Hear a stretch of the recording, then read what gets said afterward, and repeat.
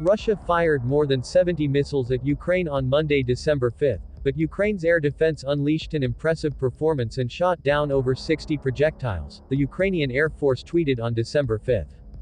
The latest attacks on Ukraine's energy infrastructure proved to have less of an impact than the previous two, thanks to the success of the Ukrainian Air Defense Forces. Nevertheless, explosions were still reported in 8 regions, damaging facilities in the regions of Kyiv, Vinnytsia, and Odessa, the Kyiv Independent reported. The terrorist country of Russia tried to implement its criminal plan again, to plunge Ukraine into darkness and cold. Thanks to the heroic armed forces and air defense forces, the enemy once again failed in its plan, said Prime Minister of Ukraine Denis Shmyhal, adding that the energy system is still functioning. However, power outages were still reported across Ukraine after the wave of attacks, with the south and east being the most affected. Zhytomyr and parts of Kryvyi Rih have been disconnected from water and power supply, whilst Odessa is without water. Sumy and Mykolaiv are in total darkness after emergency blackouts were introduced. Meanwhile in Kyiv, 40% of residents have been cut off from electricity, with emergency blackouts introduced to the region. Because of the consequences of the attack, some power plants will not be able to operate at full capacity for a while. In combination with frost getting more severe in the coming days, this will aggravate the shortage of electricity in the system. To maintain a balance between electricity production and consumption, emergency power cuts will be introduced in all regions of Ukraine, state grid operator Ukrenergo announced, the Kyiv Independent reported. Nevertheless, Ukrenergo said that although the situation is difficult, it is under control, with Ukraine's power system remaining integrated and operating synchronously with the energy grid of Europe. Repair teams are already working on restoring power to the affected regions.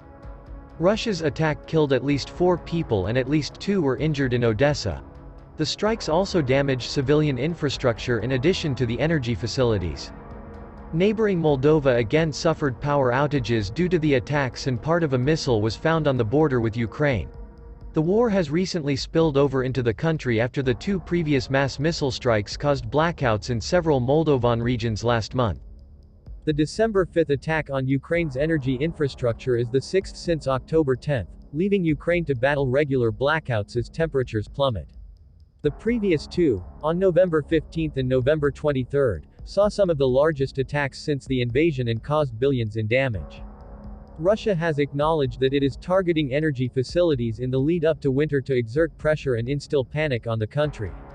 The actions have been condemned as a war crime by many of Ukraine's allies, with NATO recently branding Russia as a terrorist state, followed by the Council of Europe Parliamentary Assembly PACE, which also recognized Russia as a state sponsor of terrorism on the same day as the missile attacks.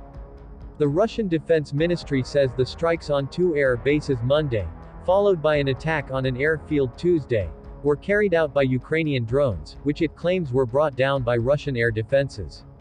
Imagery, both satellite and photographs, indicates some damage was done to Russian military planes at one base in Ryazan region.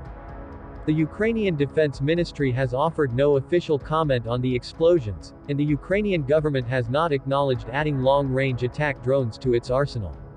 However, a top Ukrainian official has tweeted a cryptic message hinting at the possibility that Kyiv was indeed behind the attacks. The Earth is round, discovery made by Galileo. Astronomy was not studied in Kremlin, giving preference to court astrologers. If it was, they would know. If something is launched into other countries' airspace, sooner or later unknown flying objects will return to departure point, Ukrainian presidential advisor Mikhailo Podolyak posted.